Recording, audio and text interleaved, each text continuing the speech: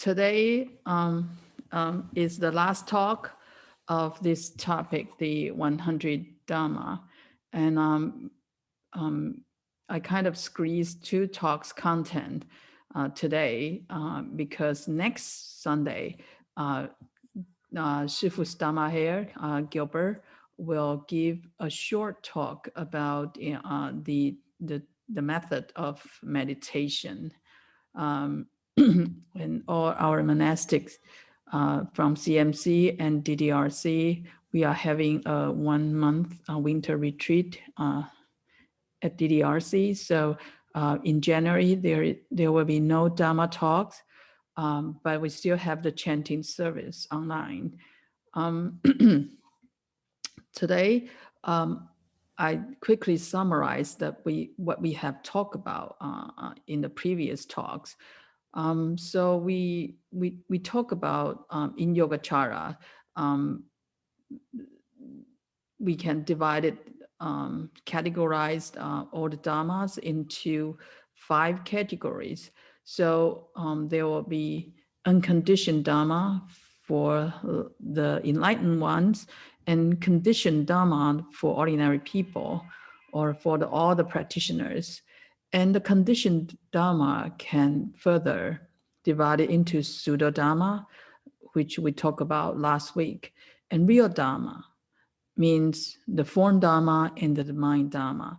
And the mind dharma has consciousness, 8 consciousness and 51 mental factors. Okay, so all this, the Yogachara school tried to describe the existence of the so-called Dao-Tu, okay, the realms. Today, I have explained all the conditioned Dharma briefly, and today we will focus on what is unconditioned Dharma and how we can directly experience the unconditioned Dharma. Okay, so back to in the beginning of the talk, why we want to learn Yogacara or Dharma is we want to resolve the question of what is self and what is the origin of life and how it starts and ends and why. So these 2, number 1 and number 4, basically are trying to resolve the attachment of self. Okay, and the number 2, how we perceive this world, and 3rd, what is the relationship between self and the outside world or other sentient beings. And number 2 and number 3 are related to the so-called Dharma, our attachment to the Dharma. So these 4 collectively become the categories of conditioned Dharma that are driving us, life after life. And then so the number 5 question is how we can transcend these conditioned Dharmas and realize our true self, which means no self. Okay, and then so that we can directly experience what the enlightened ones see, okay, the unconditioned Dharma. So based on this concept, and then if you remember that we share the mind Dharma and the form Dharma and the pseudo Dharma, like concepts, okay. So all this belongs to the conditioned Dharma, and then we want to go to the unconditioned Dharma right now. But the problem is, this is just a diagram. This is not what it means. Like, this diagram looks like there is a conditioned Dharma, and then there is unconditioned Dharma, and we want to go from here to there. Okay, this is not what the Yogacara means. What Yogacara means is why we perceive conditioned Dharma is because we have attachment to the self and to the Dharma. So that's why we cannot see the our intrinsic nature, our unconditional status, that is always there. So the conditioned Dharma and unconditioned Dharma, the entity of these two are the same one. Okay, just because we ordinary people has attachment to the self and to the Dharma, so we cannot see the true unconditioned Dharma. So oftentimes you can hear about the analogy of ocean and waves. Okay, so ocean is just like our the true nature. Okay, the unconditioned Dharma. It's unmoved, it's always there. But when there is attachment or vexations, so the winds and things, the heat, the so-called outside, the so-called vexations, afflictions arise. So the very smooth, tranquil ocean, and then has waves. Okay, so when we see waves, we see conditioned Dharma because it's dependent arising, dependent arised based on the conditions that come together. And so the ocean has waves, and these waves come and go here and there, big and small. These are all conditioned Dharma that contains number 1, 2, 3, 4 categories. Okay, now we try to see the unconditioned, the ocean, the true ocean without waves. Then we have to detach all the afflictions, all the attachments uprootedly. Okay, so that's what we need to work on in order to see the unconditioned Dharma. Okay, so I talk about the attachment to the self and attachment to the Dharma. Okay, so the first ignorance, the first part, we talk about attachment to the self. Okay, so the Buddha's teaching, Buddha told us that, okay, there is no true, the self that we think is true is always there, is not there, it's dependent arised. So here it says that human has no permanent, okay, underlying substance that can be called the soul. So instead, okay, the so-called self that we perceive is the compound of like 5 skandhas. And here we use the 94 conditioned Dharma to describe the self. And it's conditioned arised. So it's constantly change. So this is self that we need to detach. Okay, so then we need to practice to know that the self is actually no self. Okay, no permanent, unchanging soul that, life after life is always there. The self is conditioning composed, so that we perceive an entity called self. Okay, so this is the part that we need to practice from self to no self. And then how we perceive this world, including how we perceive self, is called Dharma. How we understand self, how we understand sentient beings, how we understand this world or this existence is called Dharma. Okay, so we have attachment to Dharma. Okay, just like, regularly the gravity is a Dharma. Okay, reach, how we define reach is also a Dharma. Good people, bad people, and good environment, bad environment, all this, based on the culture, based on the group of people, we have all kinds of Dharma, uh, subjectivity and objectively define the Dharma. So we live in a world of Dharma. So we create this world with the Dharma in mind. Okay, so these Dharmas, here I find a definition called things. Okay, so there are two things. Okay, two major things here. One is called mental things. The other is called extra mental things, like mind things and the thing outside of the mind. Okay, basically. So these are the self and Dharma, conditioned Dharma, are the two things that we need to work on to detach it. Okay, so with what? Okay, then here we have to talk about the Shanyata. The Sanskrit term is called Shanyata.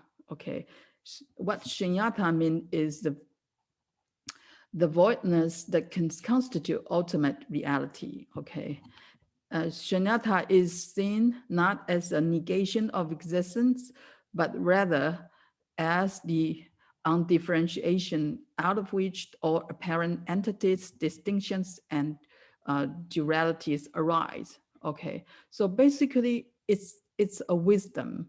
It's a so-called wisdoms that can dissolve. Okay, the self, the attachment to the self, and attachment to the Dharma. So there are here, you can see two kinds of Shanyata called, I don't know how to pronounce it, Atamat Shanyata is means the emptiness of self, and Dharma Shanyata is called the emptiness of Dharmas. Okay, so here,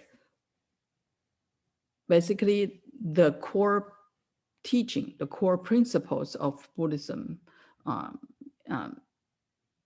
talked about here. From dependent arising, we have self-attachment, Dharma attachment, and then through the practice, we will know what is no self and what is unconditioned Dharma by the direct experience of the sunyata, the emptiness.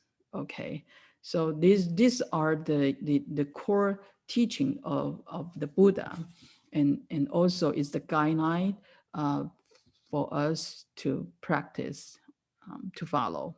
Okay, so here, all the conditioned Dharma here is the appearance of consciousness. Okay, 为是相.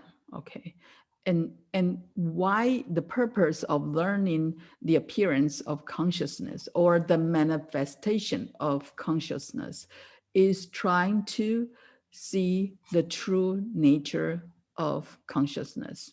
Okay, so all the things we learn, we try to understand, so complicated. The purpose is very simple. Let go of this appearance. To know, to let go. Okay. If we don't know how to let go. We spend a lot of efforts and time to know is to let go. And when we let go, then we see the true suchness. Okay. So that's the purpose of Yogacara. See the true nature, the true suchness of the mind. Okay, so today's talk is very important, and it's also very difficult to understand and for me to explain. Okay, I'll try to put together some of the things, try to help myself and try to help you understand the true suchness and or the unconditioned Dharma. Okay. Now, what is unconditioned Dharma? Okay, we have to know that first. So there are 6 in the Sastra of 100 Dharmas. It includes 6 of the Dharma belongs to the unconditioned Dharma. The first one is called, the Sanskrit term is in the middle, and the translation is on your left, and Chinese is on your right. Okay. When I prepare this talk, I have to check both Chinese reference and also Sanskrit reference to, and then I found that and as you know that Yogacara school has many lineage, okay, from, different backgrounds. So actually, Yogacara school itself has different arguments between the lineage. So, and I don't have the background to resolve all these arguments. Even some of the master cannot resolve these arguments because we are trying to clarify the mind, which few people really see it. So it's really hard to build up a consensus of the understanding of the mind. Okay, but I just want to point out that I use some of the reference and leave out some. It doesn't mean that the some others are wrong. Just like different aspect or different explanation of this term. Okay, so if you are really interested in this school, and you can find out. I found that there are many English references right now in the websites. Also, you can Google search and try to collect a different information, and then keep in mind because, like the sutra says, only Buddha know what the true suchness is. And so, and here, I would say the first one, because the true suchness is beyond language, beyond symbols, beyond perceptions. So whatever we try to explain, it's not it. Okay, just like I say, fire is a symbol, is a language. It doesn't mean anything to Russian people or to Chinese people when I say fire, right? And when I say fire, the real essence, the burning of the fire is not in my mouth when I say fire.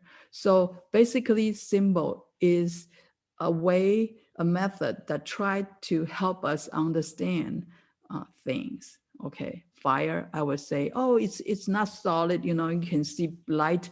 Whatever I say, it's not fire. Okay, so for those who have seen the fire, know what I'm talking about. For a blind people, no matter how I say it, they don't understand. They only can imagine, okay? So just keep this in mind. I'm trying to say something that I never seen. So just bear with me, okay? Or forgive me if I didn't get to the right points, okay? Okay, here, the so-called space is trying to use describe the appearance,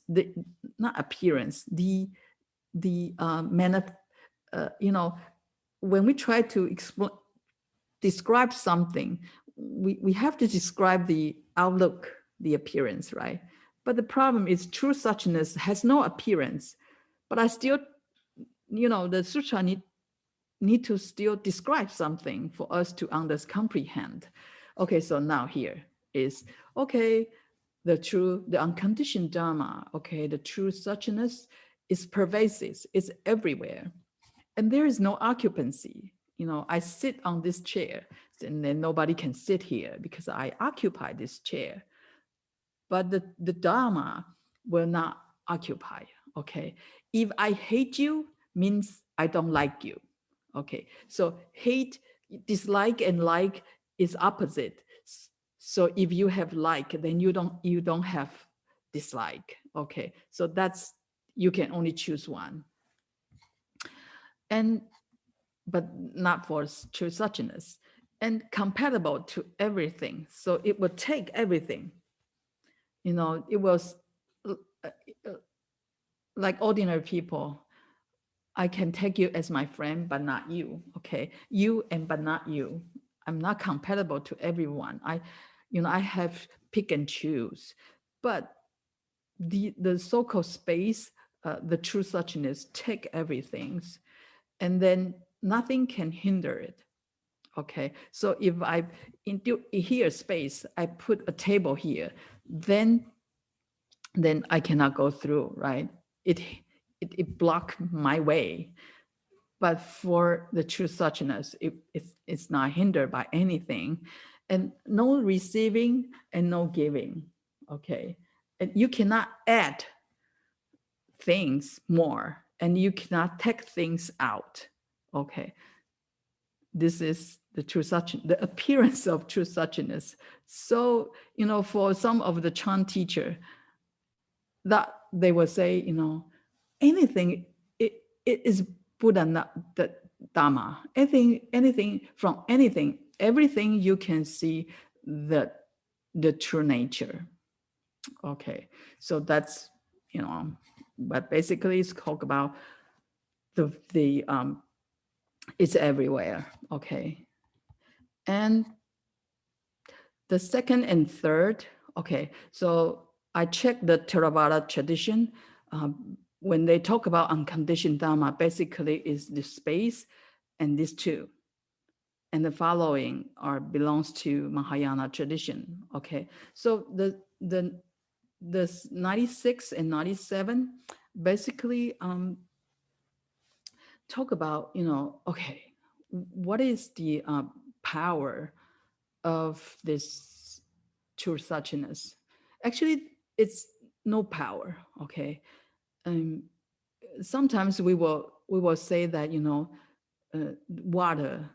water has no power, but it can penetrate everything. So it has a very strong power. Air, oxygen, no power. You cannot hit it. You cannot do something about it. But it has the power. It penetrate everything, and we need oxygens.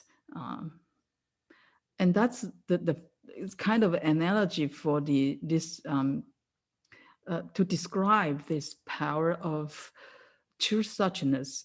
And then we Shifu in his book talk about the right wisdom. Okay, the ultimate wisdom, the right ultimate wisdom is the power. So it's there. It's just like oxygen is there, and then it dissolves all kinds of vexations or whatever the condition Dharma arise, it's just gone.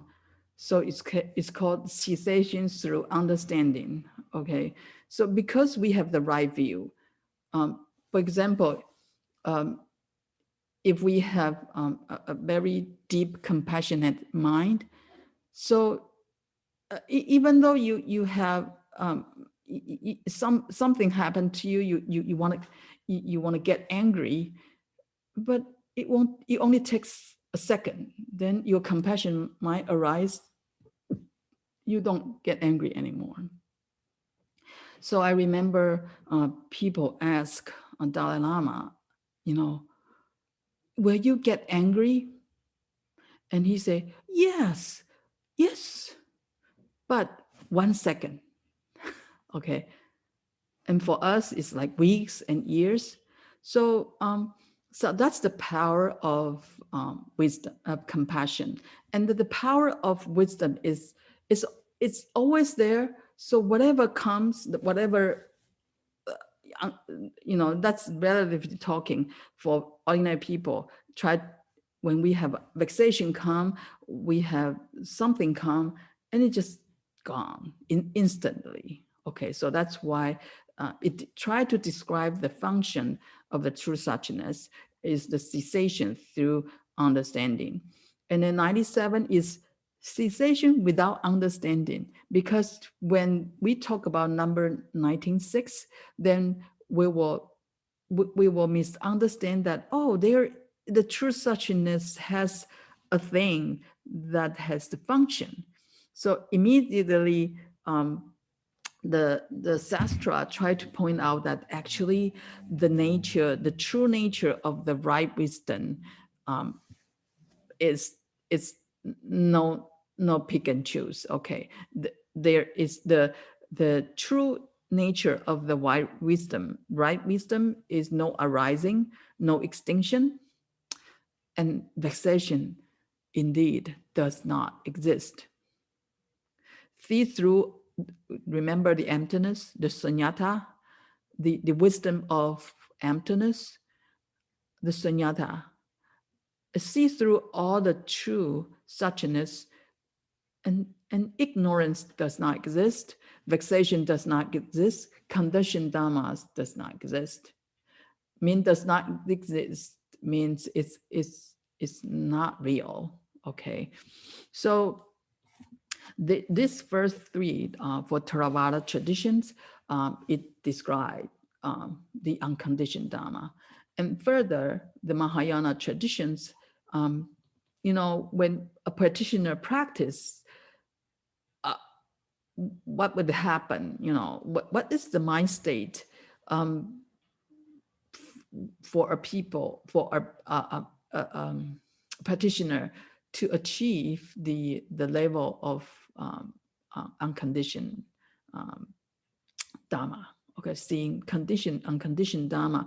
So in the Mahayana traditions, which is here, the 100 Dharma, point out two kinds of mind states that try to describe that if you directly experience the true suchness or the unconditioned Dharma, then your mind state is very close to, first is called motionless cessation mind state, or immovable. And so this happened when the practitioner achieved to the fourth dhyana state in the rupa dhyanas. Okay, so basically the mind is in the state of purity of equanimity and mindfulness, and neither pleasure nor pain. Basically let go of all the sensations. So the mind is not moving there. And from the sutra or the literature, people mentioned that when Buddha achieved the ultimate enlightenment is from these states of dhyana, and then the wisdom come and then go to the highest understanding of the true suchness. But here it's like the mind is motionless. Okay, and the second kind of state is if a practitioners can reach the so-called Neroda Samapati. Okay, so basically is the mind state of the samadhi of cessation of perceptions, feelings, and consciousness. And at that stage, the mind does not move either. No perception, feeling, sensation, and the mind activity. And that's from the Mahayana tradition. It describes that these states can only be entered by the non-returners or ahats. Okay, so these two samadhi states of mind basically try to describe when we enter in the supermundane world, that what is the mind state will sounds like. Okay, and of course the last one is called the tathata. Okay, the true suchness. Okay, so here beyond description. So it says such likeness, the Dharma nature, the true nature of the Dharma. The explanation is as being so, such as is the true state or a true nature or the truth, or the case being admitted to be as stated. That's the translation of the tathata. Okay, but anyway, this number 100 is trying to point out the entity, the true suchness of the nature, the Buddha nature, or the self nature. Okay, so here these sastras used six term try to explain the unconditioned Dharma. Okay, so do we really understand? Okay, but maybe practice is more important for us. Okay, so I will try to get to, okay, the next part.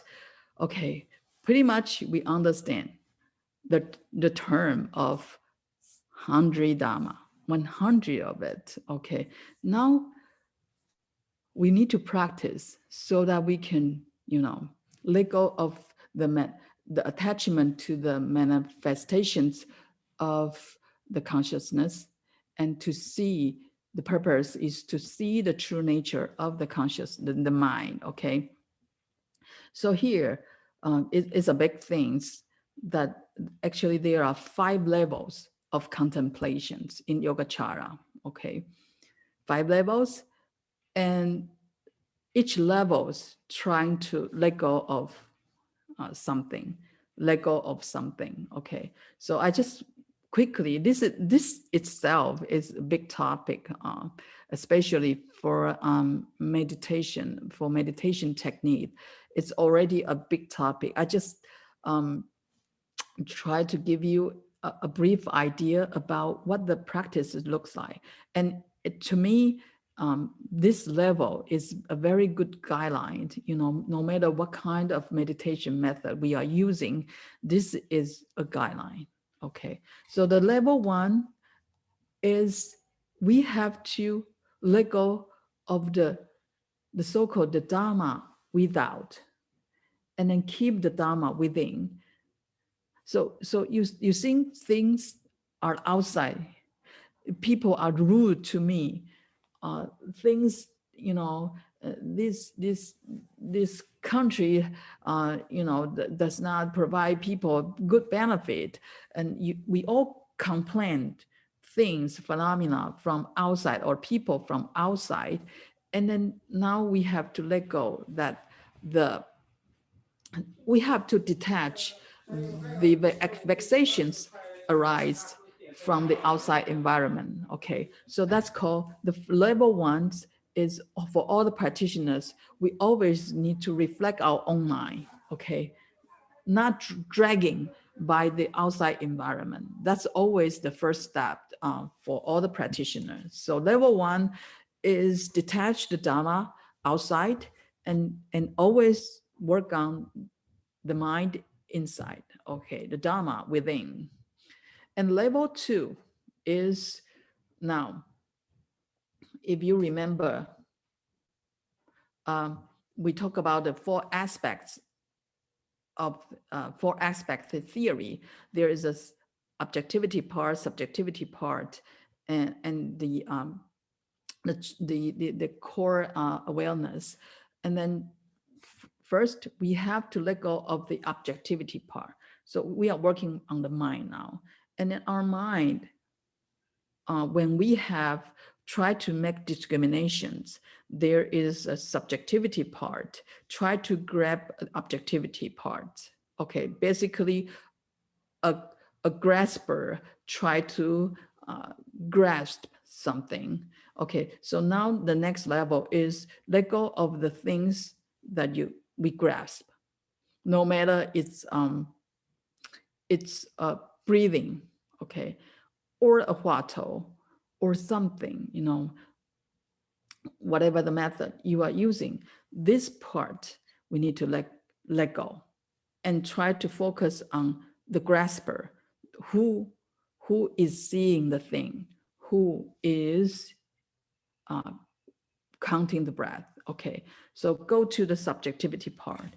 And then level 3, even the subjectivity part, the grasper, we need to let go and only keep the essence, the essence of the observer, you know, the observer stage, the state of not, when not making discrimination. And there is a still existence. And then level 4 is, there is the king of the mind, 8 consciousness, and there is 51 mental factors. And we have to know what is the core. The core is the 8 consciousness, not the mental factors. Okay. Oftentimes we will try to resolve our emotion. We try to, you know, work on, try to spend a lot of time work on our mental activity. And here, level 4, let go of the mental activity, the volition of the mind, or the formation of the mind. Let go of it. It's very subtle. Okay, and then keep on the entity, the state of the mind, of the 8 consciousness, and when it's not making discrimination. And at this point, we can go to number 5, let go of the conditioned Dharma and directly see the unconditioned mind. Okay, so that's the 5 levels, 5 guidelines, 5 levels of practice for Yogacara when we practice contemplation or you know, meditation. Okay, so I will use the diagram here. We want to work, you know, detach first from the outside, the form Dharma. Okay, we think it's outside, detach it, and come back to the mind, you know, inside, within, not without. Okay, and when we work on the within, there are the 4 aspect theory, basically for the mind and the mental factors. Okay, for this part, this mind that has 8 consciousness and the mental factor, every time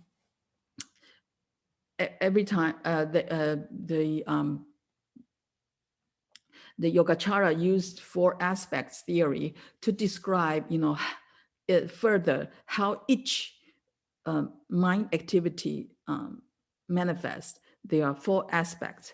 There is a objectivity part and subjectivity part. And when the mind function, the self-awareness will further become grasper, to grasp the object. Okay, but when the mind is not discriminated, then this mind is in a state of self-awareness without discrimination. Okay, so here, level 2, we need to let go of the subjectivity part, and level 3, we have to let go the objectivity part. Okay, and then level 4 is keep this, let go of the mental activity part and keep it in the king of the mind. Okay, now the level 5 is a key, when we can really directly see the unconditioned mind. Then all the 8 consciousness, the king of the mind, the 8 consciousness transform into wisdom. Okay, so the first 5 consciousness will transform into the wisdom of unrestricted activity. Basically, all the bodhisattva, when they can manifest in all kinds of forms to help sentient beings, their first 5 consciousness, basically basically has no restriction. They can penetrate the wall, they can fly in the sky, they can instantly go to the hell, they can do everything. But our 5 organs, our 5 consciousness cannot, okay? And the 6 consciousness become the wondrous observing wisdom, the 7 consciousness to become the wisdom of knowing the nature of equality, and the 8 consciousness, the pool of the seeds, become the great perfect mirror wisdom. And again, all this transformation from defiled consciousness to the wisdom is ocean and wave, okay? It's not 2 separate things. Defiled mind and pure mind are not 2 separate things. They are the same thing, okay? Just like we have to, don't grasp the wave as the true mind. The ocean is the true mind, okay? Now, okay, we talk about the 5 levels of meditation, a contemplation in Yogacara. Then there is another important thing is called 5 stages. When we practice, see, people always say, Chan, we always say Chan has no levels. Chan is direct. But, we have to learn step by step, like level 1, level 2, it's good, I can follow. And, but Chen, Chinese Chen is so direct, there is no level. We don't attach to the level things, okay? But again, it's for a grandmaster, no level. They can hear a sentence like the 6 patria and then enlighten, but not for us, okay? So Yogacara talk about levels, 5 levels of contemplation, and also 5 stages of attainment. Through practice, there are 5 stages that for ordinary people, how we proceed to the Buddhahood. And through this journey, okay, we need to let go of self-attachment and Dharma attachment. And how it worked out, I will, in a very short time, describe. So basically, we have self-attachment from vexation, and self-attachment innately aroused, okay? And also we have a Dharma attachment from vexations and from innately aroused, okay? So basically there are 4 levels of attachment we need to work on, okay? So here is the 5 stages to Buddhahood in Yogacara, okay? So we are ordinary people here, and on your right is Buddha, okay? Ordinary people, Buddha. And there is a saint. So when we enter into the first muni, that is, people become saint, okay? And so stage 1 is called requisite stage. We need to accumulate enough merits and the knowledge in order to practice. Okay, so here, like a lot of people trying to go to a very intensive practice without accumulating enough merits and knowledge. It's very dangerous, and you will encounter many obstacles. So usually, like our tradition, our Sifu always say, okay, practice Chan, very good, but you still need to help people to accumulate enough merits, and also you need to learn Buddha Dharma to get the right views. Okay, so that's the first stage. The second stage is called auxiliary stage. I'll briefly explain quickly later. And then after these 2 stages, at the point of seeing the past or enter the first muni, you enter into some number 3. And this, from ordinary people become a saint, okay? And actually, that is the starting point for real practice. So number 4 is the stage of practice. We need to work on from the first muni to the 10th muni. And after the 10th muni, we get to the stage of no more learning, because you basically the ultimate Buddhahood. Okay, so that's the 5 stages. I will go quickly summarize the 5 stages of in Yogacara. First, we need to learn all these things. Okay, we need to initiate bodhicitta.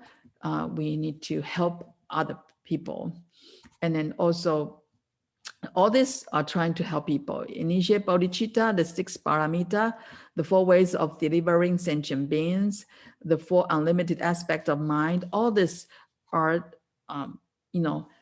understanding and practice at the same time. Help people understand Dharma, help people understand Dharma at the same time. That's called requisite stage. And the second stage, the 4 auxiliary stage, to cultivate 4 wholesome roots. We don't want to go to the detail, but here there's a contemplation. This is from the Yogacara Muni Sastra, describe that how we, at this stage, how we use the 4 investigations on this 4 things to get the 4 true knowledge of seeing things as they really are. So there are further 4 levels here. Until we reach this level, then we will get to the first muni. Okay, now when we enter into the first muni, that's the point when we get to the super mundane Dharma. So if you remember the diagram, the whole 94 Dharma in the conditioned Dharma, basically before at the level of auxiliary stage, we have to let go the attachment to the outside environment, and the basically let go of the grasper and the grasp things. Okay, in order to enter into the third stage, the super mundane. So in other words, in super mundane Dharma, there when we work on the super mundane Dharma, then we already let go of the coarse discrimination from the subjectivity and objectivity. Okay, so here, when the first state of muni, the 6th consciousness, okay, let go of the so-called vexations, self-attachment and Dharma attachment from discrimination. Remember that we have self-attachment and Dharma attachment from discrimination and from innately aroused. So sorry about this typo here. So for the first muni, the third stage, when we seeing the path, this self-attachment and Dharma attachment from discrimination terminated. Okay, and then through the path, okay, we have to from the first to the 10th muni. Okay, so we talk about the entrance is the first muni. There are description about this muni, and also the emphasize perfection of the practice here. And if you are interested in that, you can check from the website, or Huayan Sutra that Chang Hwa Fashi is talking about, describe very detailed about these stages, okay? But here, the immovable, all right, that we talk about, that the mind state is here, okay? And then when we get to this, the eighth muni, the seventh conscious and let go of the self-attachment. If you still remember, the seventh consciousness function is to attach. This is me. This is self. This is myself. Okay. So now it let go. The seventh consciousness let go of the self-attachments innately aroused. But the seventh consciousness still have the Dharma attachment. Okay. Innately aroused. Okay. So that need to work on furtherly to the ninth and 10th muni, and until the practice go beyond the 10th muni, the so-called Virja path, okay, Virja stage. Then the eighth consciousness, the seventh consciousness totally let go of the innately aroused self-attachment and Dharma attachment, and that's when the eighth consciousness totally transformed into the pure wisdom, okay? And now this is a summary of all the transformation of the consciousness, the sixth, seventh, and eighth consciousness along the path, along the 5 stages. Okay, so when we talk about the sixth, seventh, and eighth consciousness, or the mana and the alaya, all these names belongs to the beings that before we seeing the path. Okay, so basically during this from the ordinary people and before we seeing the path, during this time or stage, we gradually subdued both obstacles from discrimination and innately aroused. Okay, and when at the level of the first muli, when we see the path, we gained the entry levels of wisdom. And for the sixth consciousness, it's called wondrous observation wisdom. And for the seventh consciousness, it's called the wisdom of equality. Okay, but it's the entry level of wisdom. Okay, through the practice until the eighth immovable muni, then all the wisdom become middle level. Okay, and the eighth consciousness changed the name from alaya to vipaka. Vipaka means, vipaka means that the seventh won't attach to the self. At this point, the bodhisattva can transform the expedient bodies in any form. Okay, 千百亿化身. Okay, so they can manipulate all the appearance of the physical body in order to go to the heaven or go to the hell or go become an animal to help sentient beings. Okay, and then when we reach the so-called Virja level, past the 10th muni, all the 8 consciousness reach to the highest level of wisdom, and the 8th consciousness changed the name from vipaka to adana.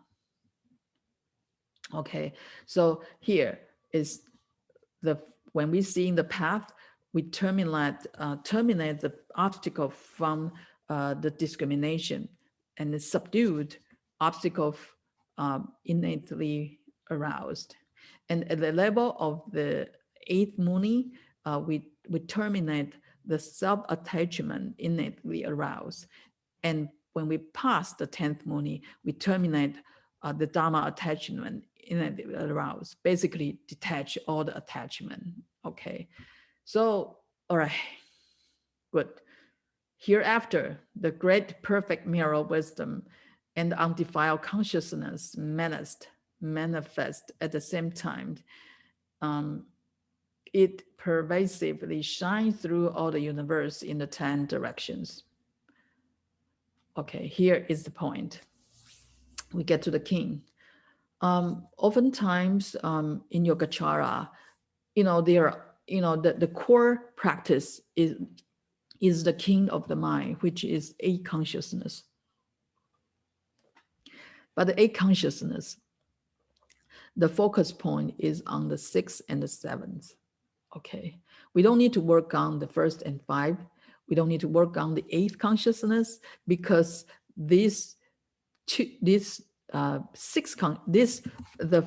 to 5th and the 8th consciousness will automatically transformed as a result when the 6th and 7th transform into the wisdom. Okay, so all our practice is work on the 6th and the 7th consciousness. Okay, so here is the major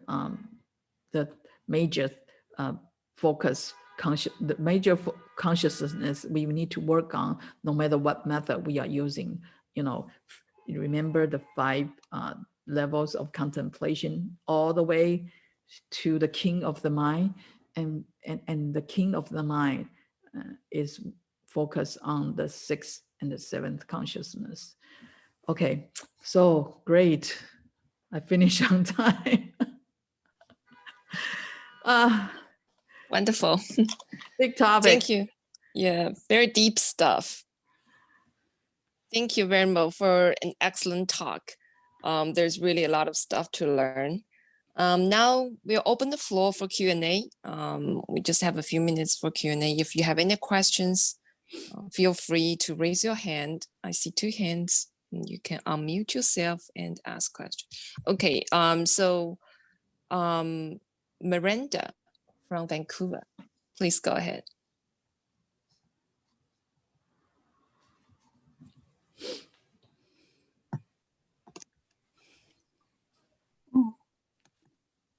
Hello, can you hear me?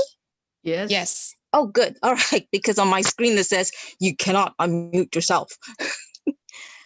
So what I'd like to say is I'd like to take this opportunity to say my thanks and my appreciation for the volunteers, and also for Venerable Chang-Hwa to give us this wonderful presentation on the Sunday.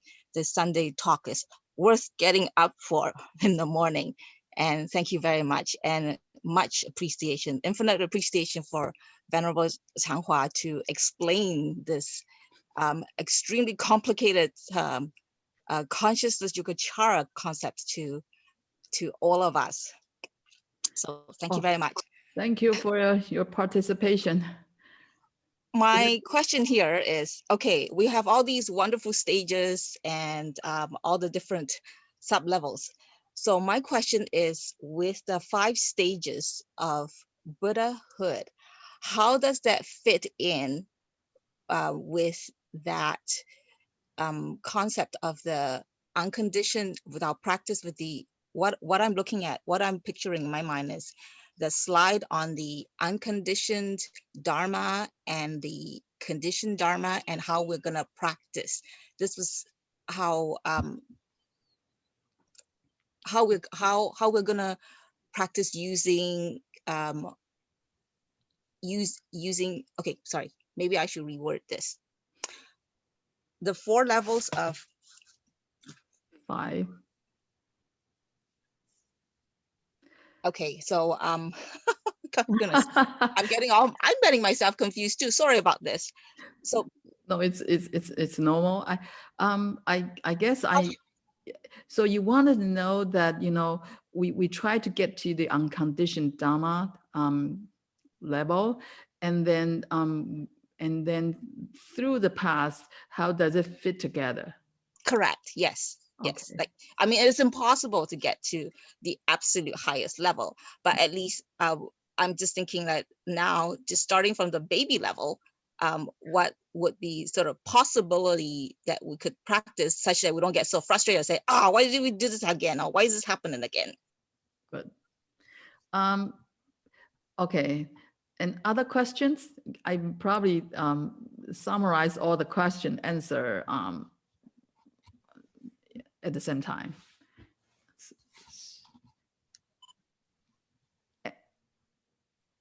And other question? Can I ask a question, Fashi? Yes. Okay, hi, Fashi, this is Joanne. Thank you Hi. for the talks. I was wondering whether you would recommend a book or whether your PowerPoint and lectures are based on any particular book, or if we want to study, because this is a lot of material to digest. I was wondering whether you would recommend English or Chinese or both books to begin with, so it's more the material is in front of us, so we can study more systematically. Thank you. Okay. Chang Hwa Fashi, I have a question. Okay. I look at the final, conclusion page.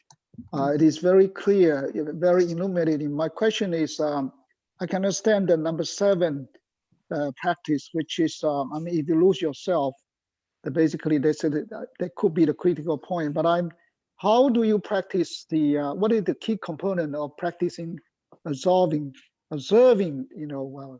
at this stage, the observing stage, the number The 6 seventh? sense, the 7, the 6, the 6. The 6. Yeah, Okay. that to me. If you could explain to me in a few words. Yeah, Okay. thank you. Majorly, all the mental activity that we can aware of, including you are in a deep samadhi, all belongs to the 6th consciousness. Mhm. The 7th is it's very hard to be aware of. Mhm. So basically, no matter what method we are using, until we let go of the method, we still work on the 6th consciousness without discrimination. But that awareness of non-discrimination is still the 6th consciousness. So for at least for the Yogacara, the books I read all suggest that all the focus of practice is on the 6th consciousness, and then the 7th will transform accordingly. Mhm. Okay, thank you, Pastor. Okay. So if I may, interrupt a bit here. So when we practice, we're actually practicing at the 6th consciousness. So that's where all our unconditioned dharmas are arising. So we concentrate on the 6th consciousness, and then whatever happens or whatever arises will automatically transform to the 7th consciousness, will manifest in the 7th consciousness. And then after that, everything gets stored in the 8th consciousness. Am I sort of summarizing that correctly? I won't put it this way. I would say that the 6th consciousness is the only major consciousness that we can manipulate. Got it. Okay. All right. Practice. All right. I'll just focus on Okay. that and then not get confused with everything else. Yeah, it's pretty deep stuff. So we probably need to take some time to digest all of the things we learned today. And I saw Michelle have a hand up for a while. So Michelle, please feel free to ask your question. Okay, thank you. Well, thank you, Shifu. Thank you very much for the introduction. It's about Yogacara. It's a little bit deep and complicated, but I'm glad I have an opportunity to learn. At least I plant the seed. But I do have a very entry-level question. In one slide, we're talking about space, 虚空无为, and you use about 4 or 5 way to describe the appearance, 就是它的相. So then how about the nature? 它的性 can we say the space, the nature is the emptiness?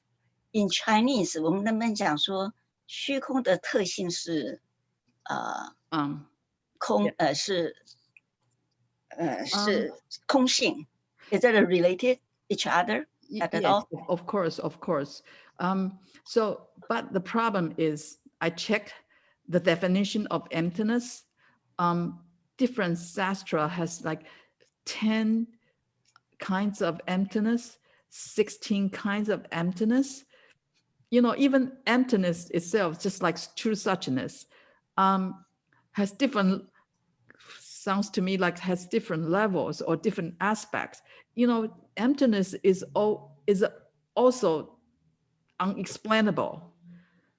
But the problem is just like enlightenment, right? People get the entry level of enlightenment or ultimate enlightenment. They still get enlightened, but there are different levels of enlightenment. And Sifu give an analogy saying that, you know, enlightened people just like, oh, you finally, from the river, from the mountain, you finally get to the ocean. You taste a sip of the sea water. You know how the sea water tastes, but the problem is you don't know the whole sea, you know, the whole ocean. You just take a sip of the sea water. So the enlightenment is different scope, and you know, in emptiness the same way. Some people like seeing nature. They see the nature, they see the emptiness just for a second, then the cloud, you know, cover it up. And so even the sastra trying to describe all kinds of emptiness, and so does this true suchness. Okay, so that's the problem for Yogacara school. Then you further get to very, very complicated. So it's hard for people to learn unless you are very high practitioners. You enter into different levels of samadhi, then you will need this kind of understanding or guidance so that you can get out of that samadhi, you know, not try to trap into certain level of samadhi. So again, the ultimate true nature of our mind or the true suchness is just like, you know, you cannot explain it with symbol, with language, with concept. It's just like, get out of this things, get out of this 唯识相, you know, get out of this like 1, 2, 3, 4, detach it, and then we will see number 5. So just like the space, right? Just like the Yeah, shikong. it's all, you know, just like fire, you know, just like a term that Buddha tried to use, a term that all human can understand, try to explain that things, but it's not that. Okay, back to the first and the second question, you know, when we understand this, you know, why we want to practice, why we want to learn Buddha Dharma, is we want to know the reality of mundane world. What is the reality of mundane world? And what is the true principles behind this mundane world? And the Buddha told us that the true principle behind this mundane world is our ignorance. That's why we create this world. That's why we experience suffering. Okay, and then Buddha explained the causes of the suffering to help us out of this suffering, out of this mundane dharma, and see the path.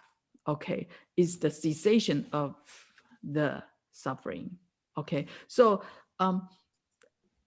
and you know, we need, so Buddha give us a method, a path.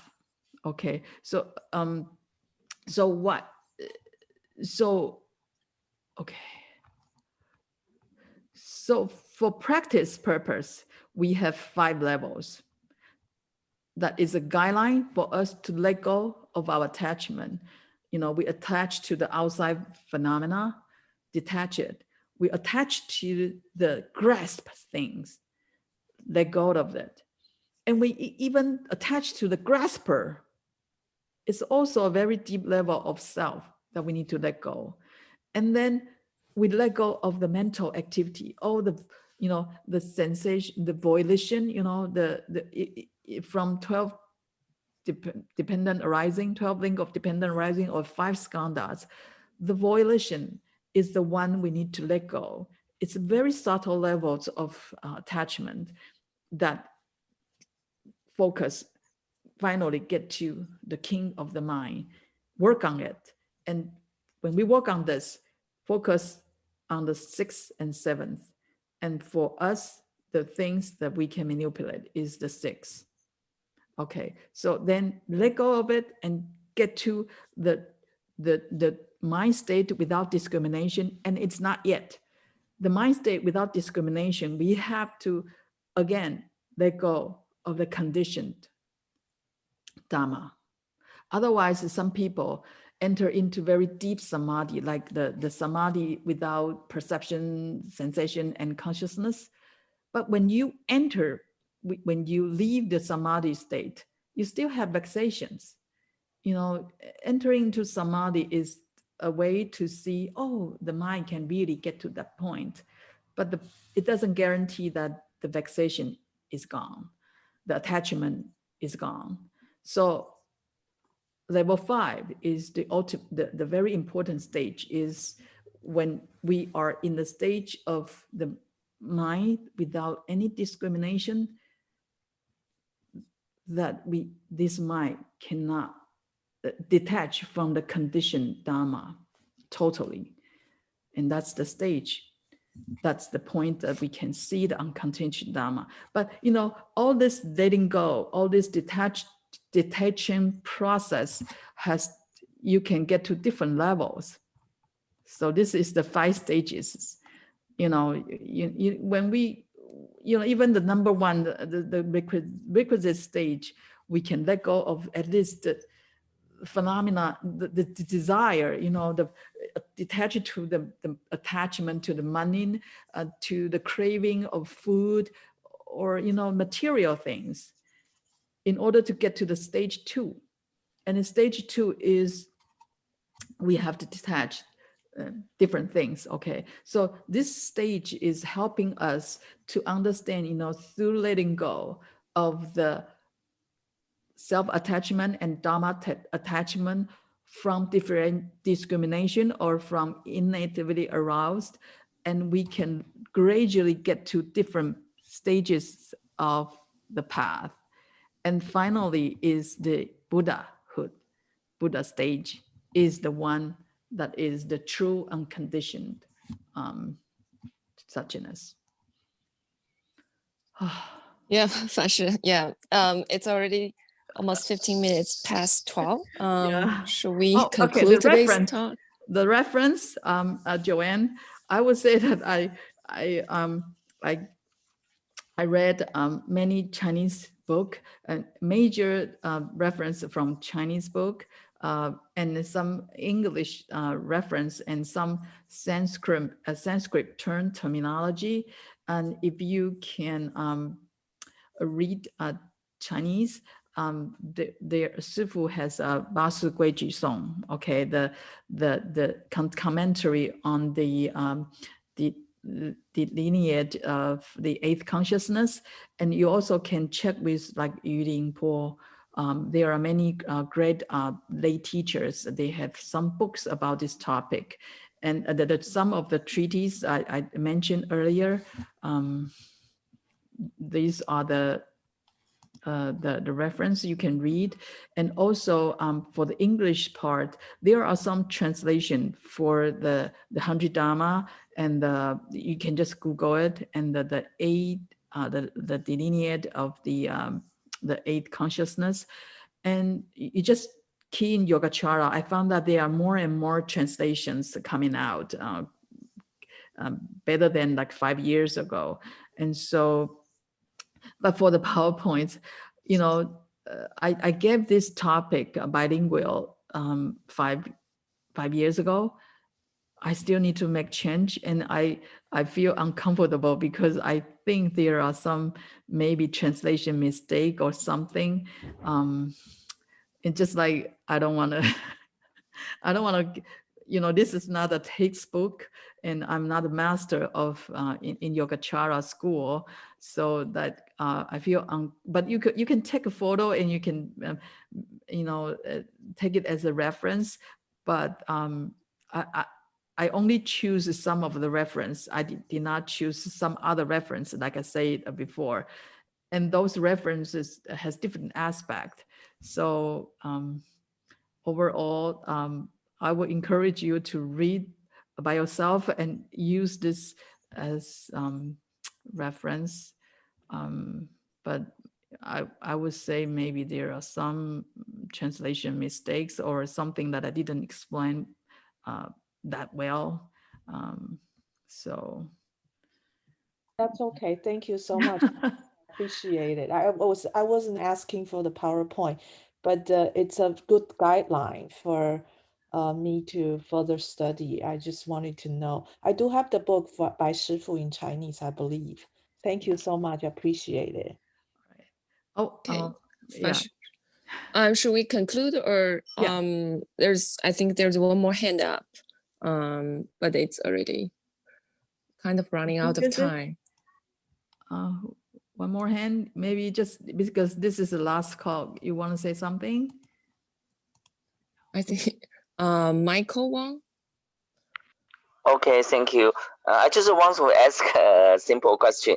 Just we have ever just take important the retreat for 7 days, and in the retreat for 7 days, Shifu also tell us there are two kinds of practice method. One is direct, and the other one is gradually. And we also could just from Fashi, your teaching, we also could see the gradual state, the step by step, the gradually stage. So could we understand by this way just the 6 consciousnesses, we still could use the method, maybe the Huatou or silence illumination, and 7 consciousness maybe means just you get enlightenment, and the 7th means you could naturally operate in your daily life. Could we understand by this way? Sorry. I won't touch the 7th. The method, no matter what how we use it and what we used, once the method is still there, it's always the 6 consciousness. And then when we and usually Sifu, like when we the 5th or 6th days, that when we can use the method very well, that Sifu will ask us, invited us to use direct contemplation, is at that point we let go of the method, because our minds it should be at a certain levels of unification, this body and mind unification. At that point, we won't attach to the subjectivity and objectivity that much, and that at that point we use direct contemplation will be more efficient, and you know, it is a way of help us to let go of the method, because when we still grasp with the method, no matter what method it is, the awareness is still in the stage of discriminated, still with the grasper, with the grasp, subjectivity and objectivity. It's just like the objectivity, the object is very single, the method is our only object that we grasp. Okay. Okay, I guess that's it for today's talk. Yeah, I tried to make it introductory level, but if I confuse you more, I'm sorry. But you know, it's a good topic, especially for the Chan practitioner. Meditation. When we practice meditation, we need to know something about Yogacara. Otherwise, we will have we do not have enough right view to help us go through the path. Okay, thank you for your attention and Happy New Year.